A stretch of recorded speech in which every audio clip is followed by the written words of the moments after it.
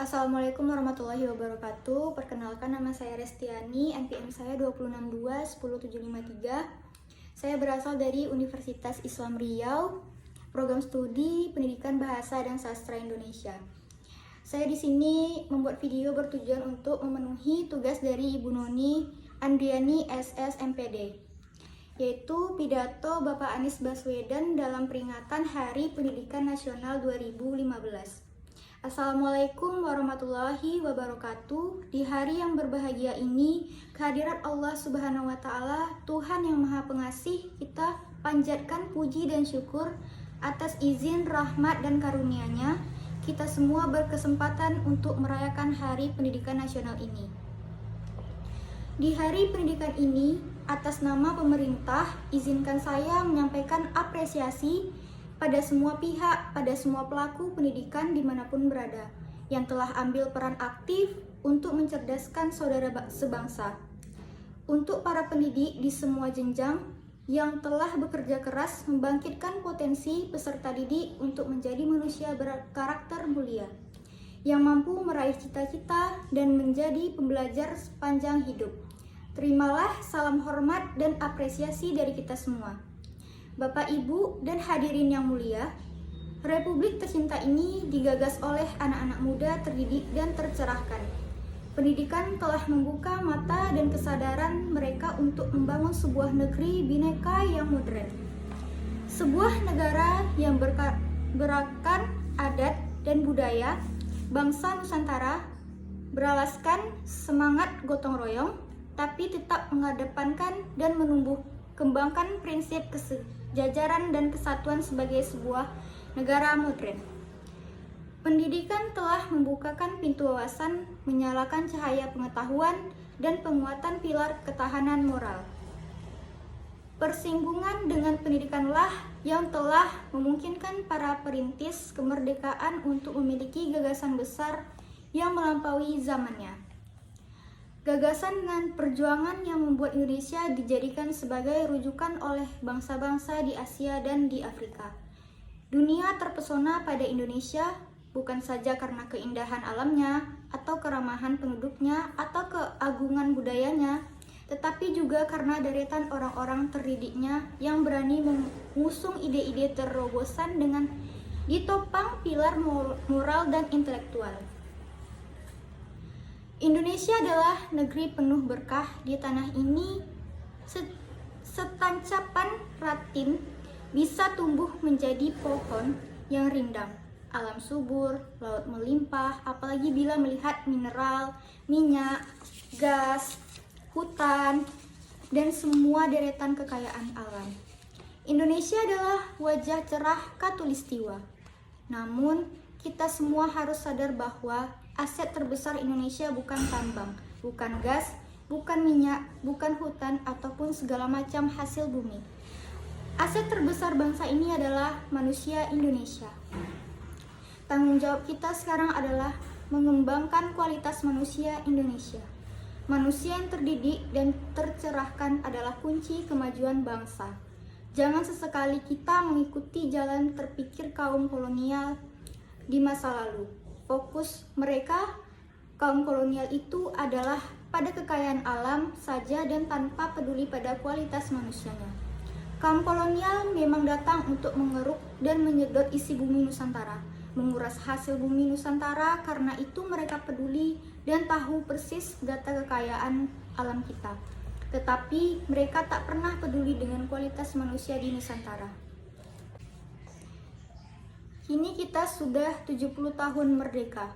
Kemerdekaan itu bukan hanya untuk menggulung kolonialisme, melainkan juga untuk menggelar kesejahteraan dan keadilan sosial bagi seluruh rakyat Indonesia. Jangan sampai kita hanya tahu tentang kekayaan alam tetapi tidak tahu kualitas manusia di negeri kita. Kita harus berkonsentrasi pada peningkatan dan pengembangan kualitas manusia. Kita tidak boleh mengikuti jalan berpikir kaum kolonial yang terfokus hanya pada kekayaan alam tetapi melupakan soal kualitas manusia. Mari kita jawab, tahukah kita berapa jumlah sekolah, jumlah guru, jumlah siswa, jumlah perguruan tinggi di daerah kita? Tahukah kita berapa banyak anak-anak di wilayah kita yang terpaksa putus sekolah? Tahukah kita tentang kondisi guru-guru di sekolah yang mengajar anak-anak kita? Tahukah kita tentang tantangan yang dihadapi oleh kepala sekolah dan guru untuk memajukan sekolahnya? Lebih jauh lagi, berjuta jumlahnya putra-putri Indonesia yang kini telah berhasil meraih kesejahteraan. Pada kita yang telah sejahtera itu, jelas terlihat bahwa pendidikan adalah hulunya. Karena pendidikanlah, maka terbuka peluang untuk hidup lebih baik. Pendidikan itu seperti tangga berjalan yang mengantarkan kita meraih kesejahteraan yang jauh lebih baik. Pertanyaannya, sudahkah kita menengok sejenak pada dunia pendidikan yang telah mengantarkan kita sampai pada kesejahteraan yang lebih baik? Pernahkah kita menjunjung sekolah kita dulu? Pernahkah kita menyapa, bertanya kabar dan kondisi, serta berucap terima kasih pada guru-guru yang mendidik kita dulu? Pernahkah kita menyapa kembali dan menyampaikan terima kasih pada dosen-dosen kita? Bagi kita yang kini berkiprah di luar dunia pendidikan, mari kita luangkan perhatian. Mari ikut terlibat memajukan pendidikan. Mari kita ikut iuran untuk membuat generasi anak-anak kita bisa meraih yang jauh lebih baik dari yang berhasil diraih generasi ini. Dan iuran paling mudah adalah kehadiran. Datangi sekolah, datangi guru, datangi anak-anak pelajar lalu terlibat untuk berbagi, untuk menginspirasi dan terlibat untuk ikut memajukan dunia pendidikan kita. Bapak, Ibu, dan hadirin yang berbahagia, wajah masa depan kita berada di ruang-ruang kelas. Akan tetapi, hal itu bukan berarti bahwa tanggung jawab membentuk masa depan itu hanya berada di pundak pendidikan dan tenaga kependidikan di institusi pendidikan. Secara konstitusional, mendidik adalah tanggung jawab negara, namun secara moral, mendidik adalah tanggung jawab setiap orang terdidik.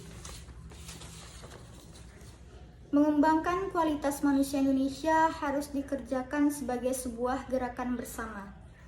Semua harus ikut peduli, bahu-membahu, saling sokong dan topang untuk memajukan kualitas manusia Indonesia lewat pendidikan.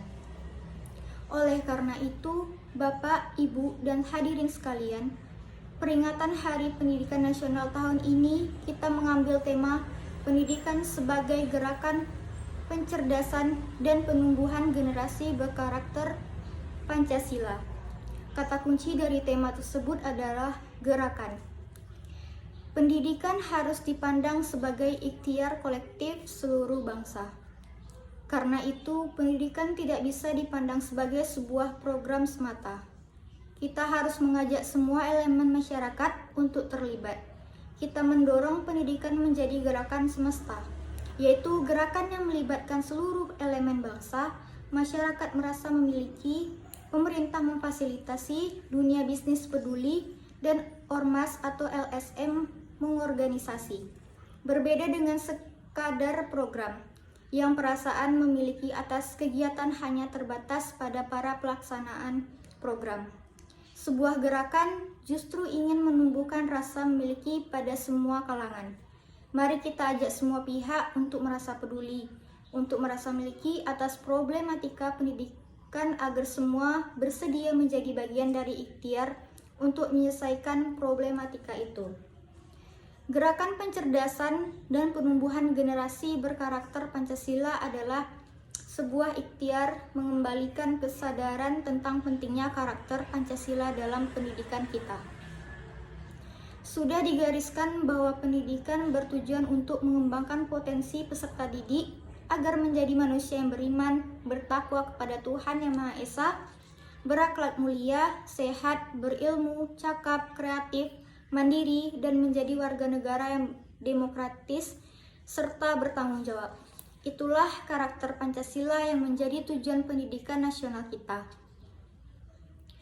Menumbuh kembangkan potensi anak didik seperti itu memerlukan karakteristik pendidik dan suasana pendidikan yang tepat. Disinilah Bapak, Ibu, dan hadirin sekalian, peringatan Hari Pendidikan Nasional menjadi amat relevan untuk mengingatkan kembali tentang karakteristik pendidik dan suasana pendidikan. Peringatan Hari Pendidikan tak bisa lepas dari sosok Ki Hajar Dewantara, yang pada tanggal 2 Mei adalah hari kelahiran Bapak Pendidikan Indonesia itu. Ki Hajar Dewantara menyebut sekolah dengan istilah teman. Taman adalah tempat belajar yang menyenangkan. Anak datang ke taman dengan senang hati. Berada di taman juga dengan senang hati, dan pada saat harus meninggalkan taman maka anak akan merasa berat hati. Pertanyaannya, sudahkah sekolah kita menjadi seperti taman? Sudahkah sekolah kita menjadi tempat belajar yang menyenangkan? Sekolah menyenangkan memiliki berbagai karakter, di antaranya adalah sekolah yang melibatkan semua komponennya, baik guru, orang tua, siswa. Dalam proses berjalannya, sekolah yang pembelajarannya relevan dengan kehidupan. Sekolah yang pembelajarannya memiliki ragam pilihan dan tantangan, di mana individu diberikan pilihan dan tantangan sesuai dengan tingkatannya. Sekolah yang pembelajarannya memberikan makna jangka panjang bagi peserta didiknya. Di Hari Pendidikan Nasional ini, mari kita kembalikan semangat dan konsep Ki Hajar Dewantara bahwa sekolah harus menjadi tempat belajar yang menyenangkan. Sebuah wahana belajar yang membuat para pendidik merasakan mendidik sebagai sebuah kebahagiaan, sebuah wahana belajar yang membuat para peserta didik merasakan belajar sebagai sebuah kebahagiaan. Pendidikan sebagai sebuah kegembiraan. Pendidikan yang menumbuh kembangkan potensi peserta didik agar menjadi insan berkarakter Pancasila.